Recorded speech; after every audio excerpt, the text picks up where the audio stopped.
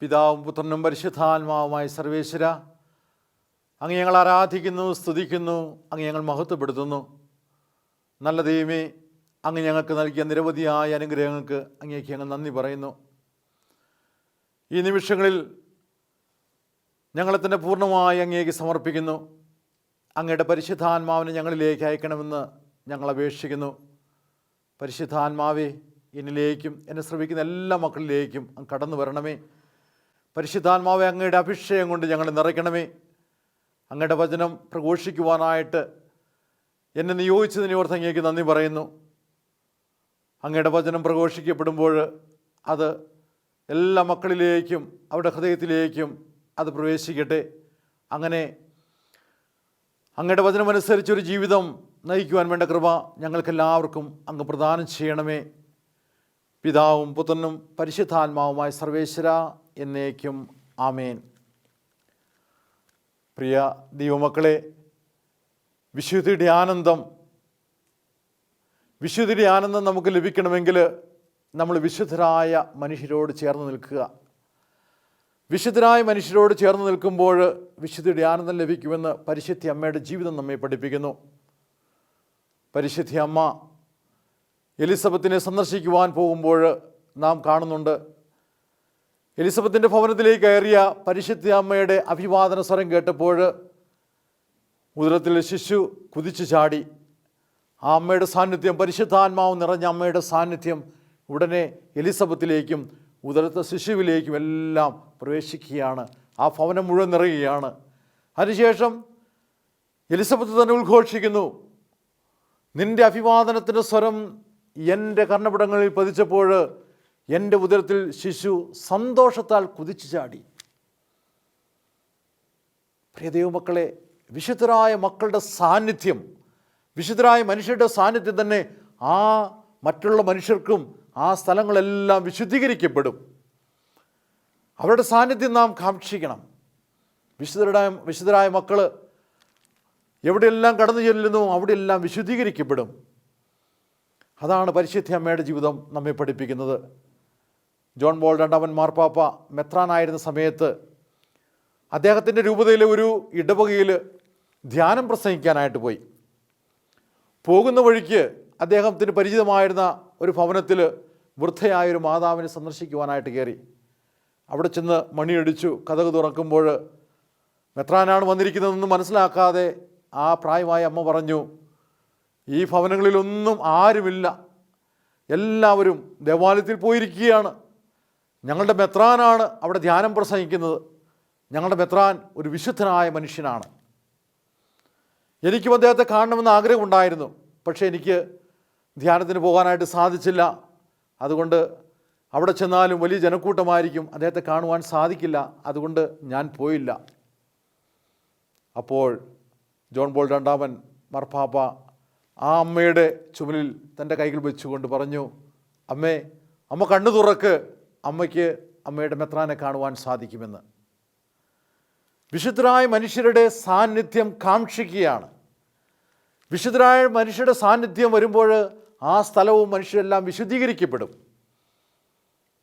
ഇത് മദർ തെരേസായോ അല്ലെങ്കിൽ John Paul രണ്ടാമൻ മാർപ്പാപ്പയോ ഒന്നുമല്ല, സാധാരണക്കാരായി നമുക്കും സാധിക്കുന്നതാണ്. നാം വിശുദ്ധിയിൽ ജീവിക്കുന്നവരാണോ, നാം കടന്നു ചെല്ലുന്ന സ്ഥലങ്ങളെല്ലാം വിശുദ്ധീകരിക്കപ്പെടും, യാതൊരു സംശയമില്ല. നമ്മുടെ സാന്നിധ്യം ആളുകൾ ആഗ്രഹിക്കും. നാം വിശുദ്ധിയിൽ ജീവിക്കുന്ന മനുഷ്യരാണെങ്കിൽ തീർച്ചയായിട്ടും അതിനെ ആഗ്രഹിക്കും. ഞാൻ സെമിനാരിയിൽ പഠിച്ചുകൊണ്ടിരുന്ന സമയത്ത് ഒരു ദുഃഖവെള്ളിയാഴ്ച പ്രസംഗിക്കാൻ വന്നൊരച്ഛൻ അദ്ദേഹത്തെ ബസ് കയറ്റി വിടാനായിട്ട് വികാരിച്ചനെ ഏൽപ്പിച്ചു. ബസ് സ്റ്റോപ്പിലേക്ക് പോകുമ്പോൾ റോഡിൻ്റെ സൈഡിൽ നിന്ന് ആളുകൾ പറഞ്ഞു, അച്ഛാ ഞങ്ങളുടെ വീട്ടിലൊന്ന് കയറി പ്രാർത്ഥിക്കൂ എന്ന്. ഞാനപ്പോൾ പറഞ്ഞു, അച്ഛന് ബസ്സിന് പോകാനുള്ളതാണെന്ന്. അപ്പോൾ ആ മനുഷ്യർ പറയുകയാണ്, ബ്രദറെ, ഈ അച്ഛൻ ഞങ്ങളുടെ വീട്ടിൽ കയറി ഒരു സ്വർഗസ്നായ പിതാവേ എന്ന പ്രാർത്ഥന ചൊല്ലിയാൽ മാത്രം മതിയെന്ന്.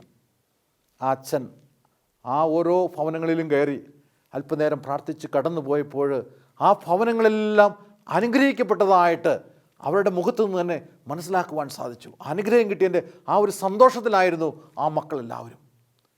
വിശുദ്ധരായ മനുഷ്യർ എവിടെയെല്ലാം കടന്നു ചെല്ലുന്നു ആ സ്ഥലങ്ങളെല്ലാം വിശുദ്ധീകരിക്കപ്പെടും. അതാണ് പരിശുദ്ധ അമ്മയുടെ ജീവിതം നമ്മെ പഠിപ്പിക്കുന്നത്. അതാണ് നാം വിശുദ്ധീകരിക്കപ്പെടുമ്പോഴും നാം കണ്ടുമുട്ടുന്ന മനുഷ്യരും നാം ചെല്ലുന്ന സ്ഥലങ്ങളെല്ലാം വിശുദ്ധീകരിക്കപ്പെടും, ഒരു സംശയമില്ല. വാരണാസിയിലെ മദർ തെരേസ കോൺവെൻറ്റിൽ ഒരിക്കൽ ചെന്നപ്പോൾ അവിടുത്തെ മദർ പറയുകയുണ്ടായി, അവരൊക്കെ നോവീസായിരുന്ന കാലഘട്ടത്തിൽ 300ഓളം നോവീസുമാരുണ്ടായിരുന്നു. നോവീസുമാരെന്ന് പറയുമ്പോൾ നമുക്കറിയാം, അവർ ആദ്യമായിട്ട് വ്രതവാഗ്ദാനം നടത്താൻ പോകുന്നതിന് മുമ്പുള്ള ആ ഏറ്റവും തീവ്രമായിട്ടുള്ള സന്യാസ പരിശീലന കേന്ദ്രമാണ്. അവിടെ 300ഓളം പേര്, ഏകദേശം 20-25 വയസ്സ് പ്രായമായ പെൺകുട്ടികളാണ്. പലർക്കും സുഖമില്ലാതെ സിക്ക് റൂമിലാണ്. സിക്ക് റൂം എന്ന് പറഞ്ഞാൽ വലിയ വലിയ കോൺവെൻറ്റുകളിലൊക്കെ രോഗികളായിട്ടുള്ളവരെ പ്രത്യേകം ചികിത്സിക്കാനായിട്ട്, ശുശ്രൂഷിക്കുവാനായിട്ടുള്ള റൂമുകളാണ് തയ്യാറാക്കിയിരിക്കുന്നത്. ഇങ്ങനെ സിക്ക് റൂമിൽ എപ്പോഴും 2-3 കുട്ടികൾ നോവീസുമാർ കാണും. മദർ തെരേസ പലപ്പോഴും അവിടെ സന്ദർശിക്കാറുണ്ട്. മദർ വന്ന് ഈ കുട്ടികളെ സന്ദർശിച്ച് അവരുടെ നെറ്റിയിൽ നിന്ന് തലോടി അവരുടെ കയ്യിൽ നിന്ന് പിടിച്ചു, എന്ത് പറ്റി മോളെ, കുഴപ്പമില്ലാട്ടോ എന്ന് 2 വാക്ക് പറഞ്ഞു. ആ കുട്ടികൾക്ക് സൗഖ്യം ലഭിച്ചു. ദിവസങ്ങളോളം ഒരുപക്ഷെ രോഗികളായി കിടക്കുന്നവരായിരിക്കാം. മദറിൻ്റെ ആ സാന്നിധ്യത്തിൽ, മദറിൻ്റെ സ്പർശത്തിൽ, മദറിൻ്റെ 2 വാക്ക് കേൾക്കുമ്പോഴും ആ കുട്ടികൾക്ക് സൗഖ്യം പ്രാപിച്ചു എന്ന് അവിടെ ആ കൂടെ ഉണ്ടായിരുന്ന ഒരു സഹോദരി സാക്ഷ്യപ്പെടുത്തുകയുണ്ടായി. വിശുദ്ധരായ മനുഷ്യർ നമ്മുടെ അടുത്ത് വരികയും നമ്മോട് സംസാരിക്കുമ്പോഴും നമ്മോട് ഇടപെടുമ്പോഴും ആ സ്ഥലമെല്ലാം വിശുദ്ധീകരിക്കപ്പെടും. അങ്ങനെ അവരുടെ സാന്നിധ്യം കൊണ്ട് തന്നെ സൗഖ്യം പോലും നമുക്ക് ലഭിക്കും. ഉൽപ്പത്തി പുസ്തകത്തിൻ്റെ 32-ാം അധ്യായത്തിൽ രസകരമായൊരു കാഴ്ച നാം കാണുന്നുണ്ട്. അവിടെ യാക്കോബ് രാത്രിയിൽ ഒരു ദൈവമനുഷ്യനുമായിട്ട് മൽപ്പിടുത്തം നടത്തുന്നതായിട്ടാണ് കാണുന്നത്. രാത്രി മുഴുവൻ മൽപ്പിടുത്തം നടത്തുകയാണ്. അങ്ങനെ രാത്രി മുഴുവൻ മൽപ്പിടുത്തം നടത്തി നേരം വെളുക്കാറായപ്പോൾ ഈ ദൈവമനുഷ്യൻ യാക്കോബിൻ്റെ തുടയിലൊരു തട്ട് തട്ടിയപ്പോൾ ഈ തുടയിൽ ഒരു ഇളക്കം സംഭവിച്ചു. ആൾക്കാർക്ക് തെന്നി മാറി എന്ന് വിശുദ്ധ ഗ്രന്ഥമെല്ലാം വായിക്കുന്നുണ്ട്. അപ്പോൾ ആ ദൈവമനുഷ്യൻ പറയുന്നു, നേരം പുലർന്നിരിക്കുന്നു, എനിക്ക് പോകാൻ സമയമായി, ഞാൻ പോകട്ടെ എന്ന്. അപ്പോൾ ആ ദൈവമനുഷ്യനെ തടഞ്ഞു നിർത്തിക്കൊണ്ട് യാക്കോബ് പറയുകയാണ്, എന്നെ അനുഗ്രഹിക്കാതെ നിന്നെ ഞാൻ വിടില്ല എന്ന്, അങ്ങേ ഞാൻ വിടില്ല എന്ന് പറയുകയാണ്. എന്നെ അനുഗ്രഹിക്കാതെ, ബലമായിട്ട് പിടിച്ചിരുന്ന, എന്നെ അനുഗ്രഹിക്കാതെ നിന്നെ ഞാൻ വിടില്ല എന്ന്. പ്രിയ ദൈവമക്കളെ, ഇതായിരിക്കണം നമ്മുടെ മനോഭാവം. ദൈവത്തിൽ നിന്നും, ദൈവിക മനുഷ്യരിൽ നിന്നും, വിശുദ്ധരായ മനുഷ്യരിൽ നിന്നും അനുഗ്രഹം പിടിച്ചു മേടിക്കുവാനുള്ള ആ ഒരു മനക്കരുത്ത് നമുക്കുണ്ടാകും. എന്നെ അനുഗ്രഹിക്കണം, ആ ഒരു വിശ്വാസം നമുക്കുണ്ടായിരിക്കണം. അങ്ങനെ ഒരു വിശ്വാസമുണ്ടെങ്കിൽ വിശുദ്ധരായ മറ്റു മനുഷ്യരുടെ സാന്നിധ്യം നമ്മൾ എപ്പോഴും ആഗ്രഹിക്കും. നമ്മുടെ കുടുംബത്തിൽ കടന്നു വരുന്ന മനുഷ്യരോട് അവർ പ്രാർത്ഥിക്കുന്ന വിശ്വാസമുള്ളവരാണെങ്കിൽ അവരോട് പറയുക, നിങ്ങൾ ഒന്ന് പ്രാർത്ഥിച്ചിട്ട് പോകുക. ഞാൻ പറഞ്ഞ ആ വൈദികൻ ചെയ്തതുപോലെ ഒന്ന് പ്രാർത്ഥിച്ചിട്ട് പോകുക. അങ്ങനെ അനുഗ്രഹം പിടിച്ചു മേടിക്കുവാനായിട്ട് നമ്മൾ തയ്യാറാകണം. അങ്ങനെ തയ്യാറാകുമ്പോൾ ആ വിശുദ്ധിയുടെ മനുഷ്യരുമായിട്ട് എപ്പോഴും ചേർന്ന് നിൽക്കുവാനും അങ്ങനെ നമ്മുടെ ജീവിതവും നമ്മുടെ കുടുംബമെല്ലാം അനുഗ്രഹിക്കപ്പെടുവാനായിട്ടും കർത്താവ് ഇടയാക്കും. നമ്മുടെ മനോഭാവം അതായിരിക്കണം. യാക്കോബിൻ്റെ മനോഭാവം, നിന്നെ ഞാൻ വിടില്ല, എന്നെ അനുഗ്രഹിക്കാതെ നിന്നെ ഞാൻ വിടില്ല എന്നുള്ള ആ മനോഭാവത്തോടു കൂടി വേണം നമ്മളെപ്പോഴും വിശുദ്ധരായ മനുഷ്യരെ സമീപിക്കേണ്ടത്. അവരിൽ നിന്ന് പ്രാർത്ഥന, അനുഗ്രഹം നമ്മൾ പിടിച്ചു മേടിക്കണം. ഇനി വേറെ മറ്റൊരു രസകരമായിട്ടുള്ള ഒരു സംഭവം നാം കാണുന്നുണ്ട്. രാജാക്കന്മാരുടെ 2-ാം പുസ്തകത്തിൽ 2-ാം അധ്യായത്തിൽ അവിടെ ഏലിയാ പ്രവാചകൻ തൻ്റെ അവസാന നിമിഷം സ്വർഗ്ഗത്തിലേക്ക് എടുക്കപ്പെടാൻ പോവുകയാണ്. എലീശ പുറകെ നടക്കുകയാണ്.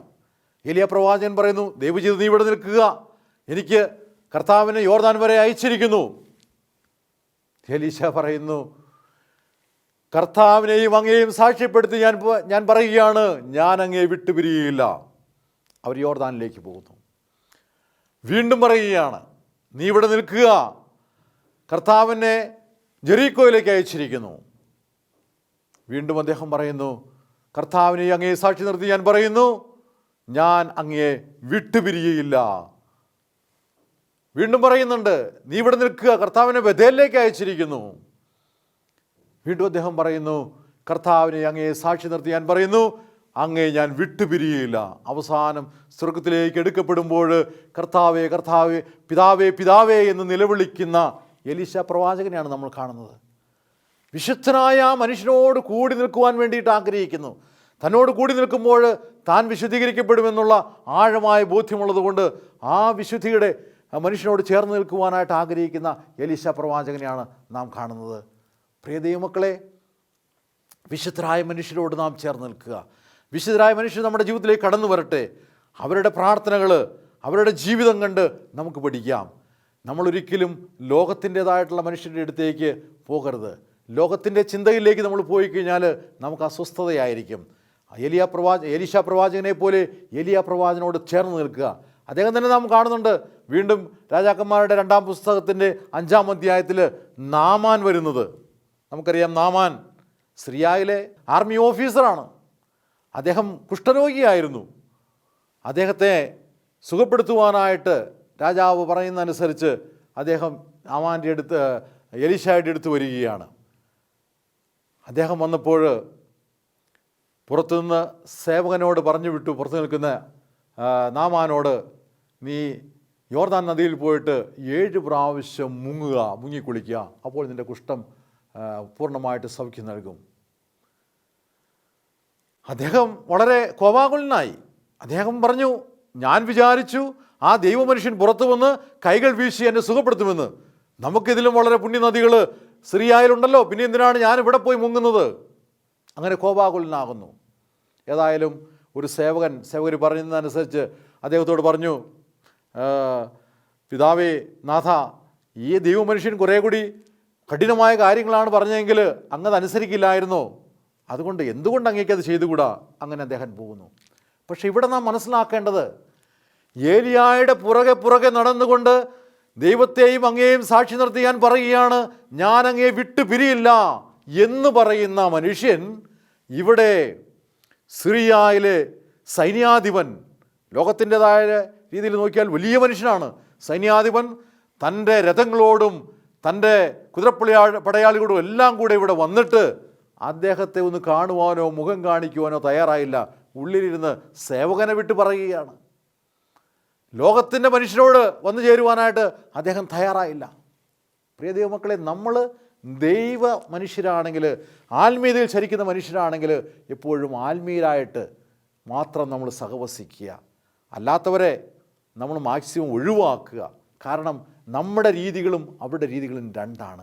നമുക്കൊരു പക്ഷേ അവരുടെ സാന്നിധ്യം തന്നെ അസ്വസ്ഥതയുണ്ടാക്കും. അവരുടെ സാന്നിധ്യം തന്നെ. ഒരിക്കലൊരു വീട്ടിൽ പ്രാർത്ഥിക്കുവാനായിട്ട് ചെന്നപ്പോൾ ഭയങ്കരമായ അസ്വസ്ഥതയാണ്. അവിടെ ചെല്ലുമ്പോൾ തന്നെ മനസ്സിലാക്കാം, ഭയങ്കരമായ അസ്വസ്ഥത. അവിടുത്തെ മകൻ്റെ വിവാഹം നടക്കുന്നില്ല. അതുകൊണ്ടാണ്. ഏതായാലും ഞാൻ പ്രാർത്ഥിച്ചു, തലയിൽ കൈവച്ച് പ്രാർത്ഥിച്ചപ്പോൾ ഞാൻ ആ മകനോട് പറഞ്ഞു, മകനെ, നിനക്ക് വിശ്വാസമില്ലാതെ നീ പ്രാർത്ഥിക്കുന്നില്ല, നീ പള്ളിയിൽ പോകുന്നില്ല. നിനക്ക് വിശ്വാസമില്ലാതെ നീ പ്രാർത്ഥിക്കാതെ ഞാനല്ല, ഫ്രാൻസിസ് മാർപ്പാപ്പ ഇവിടെ ഒന്ന് പ്രാർത്ഥിച്ചാലും ഇതിന് വ്യത്യാസമൊന്നും വരാൻ പോകുന്നില്ല എന്ന്. ഏതായാലും അതെല്ലാം പറഞ്ഞ് ഞാൻ അവിടെ നിന്ന് പോയി. അടുത്ത ദിവസം ഈ മകൻ്റെ അമ്മ വിളിക്കുകയാണ്. എന്നെ വിളിച്ചിട്ട് പറഞ്ഞു, അച്ഛാ, എനിക്ക് അച്ഛന് അത്യാവശ്യമായിട്ടൊന്ന് കാണണം. എങ്ങനെ എനിക്ക് കാണാൻ പറ്റും? അപ്പോൾ ഞാൻ പറഞ്ഞു, നാളെ 9 മണി വരെ ഞാൻ ഇന്ന സ്ഥലത്തുണ്ടാകും, വന്നു കഴിഞ്ഞാൽ കാണാൻ പറ്റും, 9 മണിക്ക് ഞാൻ പോകുമെന്ന് പറഞ്ഞു. അവർ രാവിലെ അവിടെ വന്നു. ഞാൻ രാവിലെ കുർബാന കഴിഞ്ഞ് ബ്രേക്ക്ഫാസ്റ്റ് എല്ലാം കഴിഞ്ഞ് അവരെ വെയിറ്റ് ചെയ്യുകയാണ്. അവർ വന്നു, അവരുമായിട്ട് സംസാരിച്ചിരിക്കുകയാണ്. ഈ സ്ത്രീയുമായിട്ട് സംസാരിക്കുമ്പോൾ എനിക്ക് ഭയങ്കര അസ്വസ്ഥത. ഈ സ്ത്രീ പറയുന്നത് മുഴുവനും അവരുടെ മകൻ്റെ മന്ത്രവാദത്തെക്കുറിച്ചാണ്. അവരെന്നോട് പറഞ്ഞു, അച്ഛനവിടെ വന്നപ്പോൾ എനിക്ക് പറയണമായിരുന്നു, പക്ഷേ അവരൊക്കെ നിന്നുകൊണ്ട് എനിക്ക് പറയാൻ സാധിച്ചില്ല. ഈ മകൻ അത്താഴം കഴിഞ്ഞിട്ട് വീട്ടിൽ നിന്ന് ഇറങ്ങിപ്പോയി കഴിഞ്ഞാൽ എവിടെയൊക്കെയോ പോകുന്നു, മന്ത്രവാദിയുടെ അടുത്താണ് പോകുന്നതെന്നാണ് തോന്നുന്നത്. മന്ത്രവാദി ജപിച്ചു കൊടുത്ത എന്തോ സാധനമല്ല അതിലെല്ലാം പറമ്പിലൂടെ എല്ലാം കത്തിച്ച് നടക്കുന്നു. രാത്രി 1 മണി 2 മണിയൊക്കെ ആകുമ്പോഴാണ് കിടന്നുറങ്ങുന്നത് എന്ന്. പക്ഷേ എനിക്ക് ഈ സ്ത്രീയുടെ അടുത്തിരിക്കുമ്പോൾ അസ്വസ്ഥത, എനിക്ക് ഉറക്കം വരുന്നു, ക്ഷീണം. ഞാനപ്പോൾ ചോദിച്ചു, ഓക്കെ, മകൻ്റെ കാര്യം എങ്ങനെയായിക്കോട്ടെ, സഹോദരി എങ്ങനെയാണ്? സഹോദരി വല്ല മന്ത്രവാദിയുടെ അടുത്ത് പോയിട്ടുണ്ടോ? അപ്പോൾ പറയുകയാണ്, ഞാനും പോയിട്ടുണ്ട് അച്ഛാ, 1-2 പേരുടെ അടുത്തുനിന്ന്. പ്രിയപ്പെട്ട ദൈവമക്കളെ, വിശുദ്ധരോട് കൂടിയിരിക്കുമ്പോൾ നമുക്ക് ഒത്തിരിയേറെ ആത്മീയ പ്രചോദനവും കിട്ടും, നമ്മൾ അനുഗ്രഹിക്കപ്പെടും, ആ സ്ഥലമെല്ലാം വിശുദ്ധീകരിക്കപ്പെടും. അതുപോലെ തന്നെ വിശുദ്ധിയില്ലാത്ത മനുഷ്യരോടൊപ്പം ജീവിക്കുമ്പോഴും ഇതുപോലെ തന്നെയുള്ള നമുക്ക് അസ്വസ്ഥതകളുണ്ടാകും. യാതൊരു സംശയമില്ല, അസ്വസ്ഥതകളുണ്ടാകും. അതുകൊണ്ട് നമ്മൾ അവരെ ഒഴിവാക്കുക. അങ്ങനെയുള്ളവരെ അവരോട് പറയേണ്ട കാര്യങ്ങൾ പറയുക, അതിനുശേഷം ഒഴിവാക്കുന്നതാണ് നല്ലത്. അല്ലെങ്കിൽ നമുക്ക് തന്നെ അസ്വസ്ഥതയുണ്ടാകും. നമുക്ക് നമ്മുടെ വിശുദ്ധിയിൽ മുന്നോട്ട് പോകുവാനായിട്ട് തടസ്സമായിട്ട് നിൽക്കും. എപ്പോഴും നമ്മൾ ആ അവരുടെ സാന്നിധ്യമാണ് നാം കാക്ഷിക്കേണ്ടത്. ഒരിക്കലൊരു വീട്ടിൽ ചെന്നപ്പോൾ കുട്ടികൾ സ്കൂളിൽ പോകുവാനായിട്ട് ഒരുങ്ങി വരികയാണ്. ഉടനെ എൻ്റെ അടുത്ത് വന്നിട്ട് പ്രാർത്ഥിക്കാൻ പറഞ്ഞു. ഞാൻ അവരുടെ തലയിൽ കൈവച്ച് പ്രാർത്ഥിച്ചു. ഞാൻ വിചാരിച്ചു മാതാപിതാക്കൾ കുട്ടികളെ എങ്ങനെ പഠിപ്പിച്ചിരിക്കുന്നതാണ്, വൈദികർ വരുമ്പോൾ അവരുടെ പ്രാർത്ഥിച്ച് അനുഗ്രഹം വാങ്ങിക്കണമെന്ന്. പക്ഷേ അതിനുശേഷം ആ കുട്ടികൾ ആ മാതാപിതാക്കളുടെ അടുത്ത് പോയി പ്രാർത്ഥിക്കുന്നു. അതിനുശേഷം ഒരു പാവപ്പെട്ട മനുഷ്യൻ അവിടെ വന്നു. അദ്ദേഹത്തിൻ്റെ അടുത്ത് പോയിട്ട് അദ്ദേഹം പ്രാർത്ഥിക്കുന്നു. ആ പാവപ്പെട്ട മനുഷ്യനോട് ആ കുട്ടികൾ തല കുനിച്ചോട്ട് ഞങ്ങൾക്ക് വേണ്ടി പ്രാർത്ഥിക്കാൻ പറഞ്ഞപ്പോൾ ആ മനുഷ്യൻ തലയിൽ കൈവച്ച് പ്രാർത്ഥിച്ചപ്പോൾ ആ മനുഷ്യൻ്റെ പോലും കണ്ണിൽ നിന്ന് കണ്ണുനീര് വരുന്ന ഞാൻ കണ്ടു. സന്തോഷത്തിൻ്റെ കണ്ണുനീരാണ്. ആ കുഞ്ഞുങ്ങൾ ധനാഢ്യരായുള്ളൊരു കുടുംബത്തിലാണ്. ആ കുഞ്ഞുങ്ങൾ പ്രാർത്ഥിക്കുവാനായിട്ട് ആവശ്യപ്പെട്ടപ്പോൾ ആ മനുഷ്യൻ്റെ കണ്ണിൽ നിന്ന് പോലും കണ്ണുനീര് വരുന്നു. അവർ വിശ്വസിച്ചു ആ മനുഷ്യനും വിശുദ്ധി നിറഞ്ഞൊരു മനുഷ്യനാണ്. അങ്ങനെ വിശുദ്ധി നിറഞ്ഞ മനുഷ്യരുടെ സഹവാസം നമുക്കെല്ലാവർക്കും വിശുദ്ധിയിൽ ജീവിക്കുവാനായിട്ട് സഹായിക്കും. അതാണ് നമ്മെ ഈ സംഭവങ്ങളെല്ലാം പഠിപ്പിക്കുന്നത്. പരിശുദ്ധ അമ്മയുടെ ജീവിതത്തിലും ഇത് തന്നെയാണ് നമ്മെ പഠിപ്പിക്കുന്നത്. കൂടി നിൽക്കുക, വിശുദ്ധരോട് കൂടി നിൽക്കുക. വിശുദ്ധരോട് കൂടി നിൽക്കുമ്പോൾ നമ്മുടെ ഭവനങ്ങളും നമ്മൾ ജീവിക്കുന്ന സ്ഥലവും എല്ലാം അനുഗ്രഹിക്കപ്പെടും. അതുതന്നെയാണ് എലീശ പ്രവാചകൻ നമ്മെ പഠിപ്പിക്കുന്നത്. അതുതന്നെയാണ് യാക്കോബ് സ്ലീഹ നമ്മെ പഠിപ്പിക്കുന്നത്. അങ്ങനെ ആ വിശുദ്ധിയുടെ സാന്നിധ്യത്തോട് കൂടി നിൽക്കുമ്പോൾ നമ്മളും വിശുദ്ധിയിൽ വളരുവാനും ആ സ്ഥലമെല്ലാം അനുഗ്രഹിക്കപ്പെടുവാനായിട്ടും സാധിക്കും. നിങ്ങൾ ആത്മീയ മനുഷ്യരാണോ? ആത്മീയമായിട്ട് മുന്നോട്ട് പോകുവാനായിട്ട് ആഗ്രഹിക്കുന്നവരാണോ? ആത്മീയരുമായിട്ട് നിങ്ങൾ ചേർന്ന് നിൽക്കുക.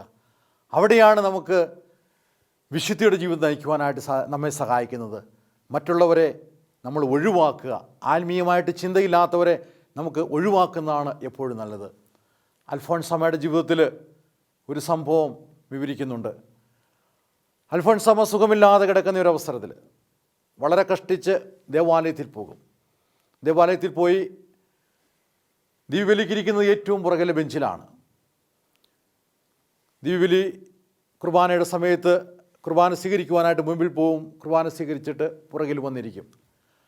ഒരു ദിവസം അൽഫോൻസാമ കുർബാന സ്വീകരിച്ചുകൊണ്ട് പുറകിലേക്ക് വരുമ്പോൾ പുറത്ത് വഴിയിലൂടെ നടന്നു പോകുന്നൊരു മനുഷ്യൻ അൽഫോൻസാമയെ കണ്ടു. അൽഫോൻസാമയെ കണ്ട് അദ്ദേഹം ഇങ്ങനെ ഉറക്കെ വിളിച്ചു പറഞ്ഞു, ഞാൻ ഈശോയെ കണ്ടേ എന്ന് അദ്ദേഹം ഉറക്കെ വിളിച്ചു പറഞ്ഞുകൊണ്ടിരുന്നു. ആളുകൾക്ക് മനസ്സിലായില്ല. അപ്പോഴാണ് അദ്ദേഹം പറയുന്നത്, ഞാൻ ഒരു കന്യാസ്ത്രീയിൽ ഈശോയുടെ രൂപം ദർശിച്ചുവെന്ന്. കന്യാസ്ത്രീയിൽ ഈശോയുടെ രൂപം ദർശിച്ചു. ഈശോ കന്യാസ്ത്രീയുടെ രൂപത്തിൽ എന്നെ കാണുവാൻ വന്നുവെന്ന്. ഈശോയെ സ്വീകരിച്ചു കൊണ്ട് പോകുന്ന ആ തൻ്റെ ബെഞ്ചിലേക്ക് മടങ്ങിപ്പോകുന്ന ആ അൽഫോൻസാമയെ നോക്കിയപ്പോൾ ഒരു ഈശോയുടെ രൂപം ആ മനുഷ്യന് ദർശിക്കുവാനായിട്ട് സാധിച്ചു. അതിൽ നിന്ന് മാറ്റം. ആ മനുഷ്യൻ 30 വർഷമായിട്ട് ദേവാലയത്തിൽ പോകാത്ത മനുഷ്യനാണ്. വിശ്വാസം ഉപേക്ഷിച്ച് ജീവിച്ച മനുഷ്യനാണ് 30 വർഷമായിട്ട്. അങ്ങനെ ആ ഈശോയെ കണ്ട് അന്ന് മുതൽ ആ മനുഷ്യന് മാനസാന്തരം വന്നു. ആ മനുഷ്യനങ്ങനെ ഈശോയെ എല്ലാ ദിവസവും ദേവാലയത്തിൽ പോകുവാനും ആരംഭിച്ചു.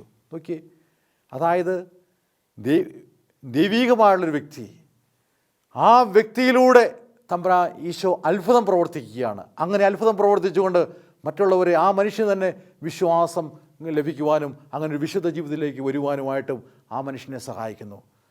വിശുദ്ധരായുള്ള മനുഷ്യരുടെ സാന്നിധ്യം കൊണ്ട് ദൈവം തന്നെ അതുപോലെ ഒത്തിരിയേറെ അത്ഭുതങ്ങൾ പ്രവർത്തിക്കുന്നതായിട്ട് നമുക്ക് കാണുവാനായിട്ട് സാധിക്കുന്നു.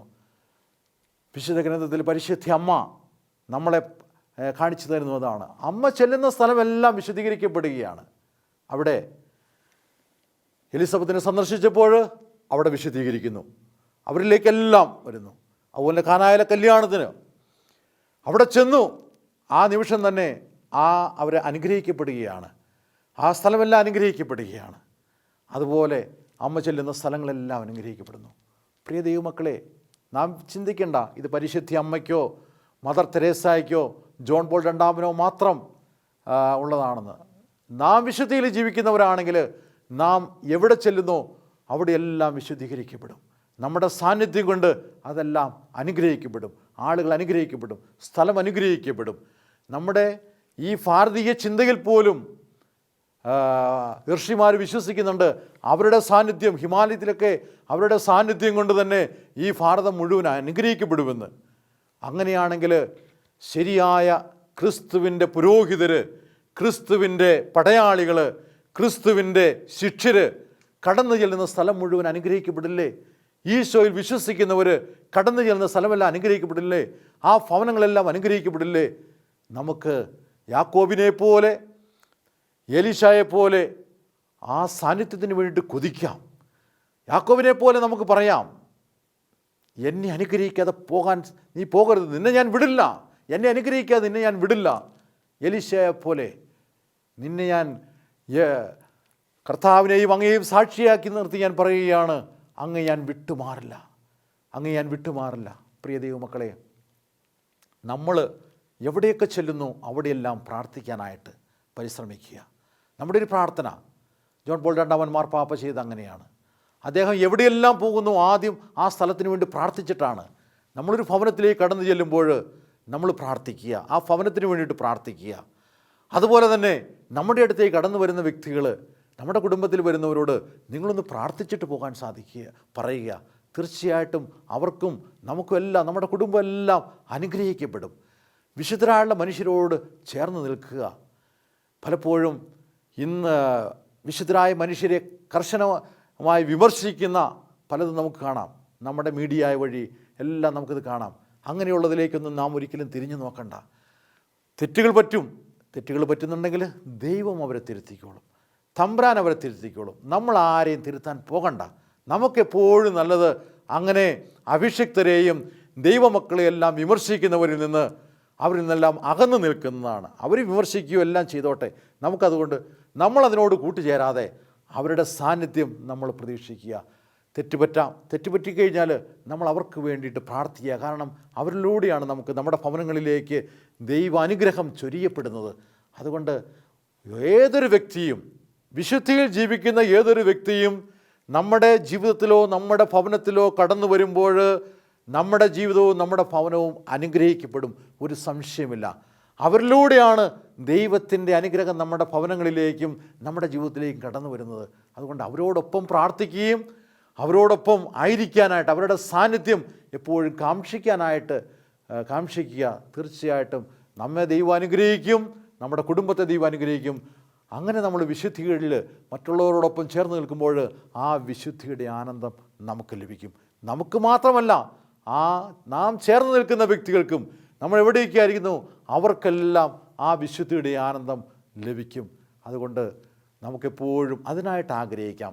വിശുദ്ധരായിട്ടുള്ള മനുഷ്യരുടെ സാന്നിധ്യം, അവരുടെ പ്രാർത്ഥന, അവരുടെ അനുഗ്രഹം, ദൈവത്തിൻ്റെ അനുഗ്രഹം അവരിലൂടെ നമ്മുടെ ഭവനങ്ങളിലേക്കും നമ്മുടെ കുടുംബങ്ങളിലേക്കുമൊക്കെ നമ്മുടെ ജീവിതത്തിലേക്കും എല്ലാം കടന്നു വരട്ടെ. അങ്ങനെ ആ വിശുദ്ധിയുടെ ആനന്ദം അനുഭവിച്ചുകൊണ്ട് ജീവിക്കാനായിട്ട് നമുക്ക് പരിശ്രമിക്കാം. ഞാൻ നിങ്ങൾക്ക് വേണ്ടിയിട്ട് പ്രാർത്ഥിക്കാം. നല്ല ദൈവമേ, ഈ മക്കളെല്ലാം അനുഗ്രഹിക്കണമേ. ഈ മക്കളോട് സഹവസിക്കുന്ന എല്ലാവരും വിശുദ്ധരായ വ്യക്തികളാകട്ടെ. വിശുദ്ധിയില്ലാത്ത എന്തെങ്കിലും ഉണ്ടെങ്കിൽ അതിൽ നിന്നെല്ലാം ഇവർ ഒഴിഞ്ഞു മാറട്ടെ. വിശുദ്ധരുടെ സാന്നിധ്യം കൊണ്ട് ഇവരുടെ ജീവിതത്തിലും ഇവരുടെ ഭവനങ്ങളിലെല്ലാം വിശുദ്ധിയുടെ ആനന്ദം ലഭിക്കട്ടെ. അങ്ങനെ മറ്റുള്ളവരുടെ ജീവിതം കണ്ടുകൊണ്ട് ഇവർക്കും ജീവിക്കുവാനായിട്ട്, വിശുദ്ധിയുടെ ജീവിതം ജീവിക്കുവാനായുള്ള പ്രചോദനം നൽകട്ടെ. നല്ല ദൈവമേ, ഞങ്ങളുടെ എല്ലാ ജീവിതത്തിലേക്ക് അങ്ങ് കടന്നു വന്ന് വിശുദ്ധിയുടെ ആനന്ദം നൽകി ഞങ്ങളെ എല്ലാവരെയും അങ്ങ് അനുഗ്രഹിക്കണമേ. സർവശക്തനായ ദൈവം, പിതാവും പുത്രനും പരിശുദ്ധാത്മാവും നിങ്ങളെ അനുഗ്രഹിക്കട്ടെ. ആമേൻ.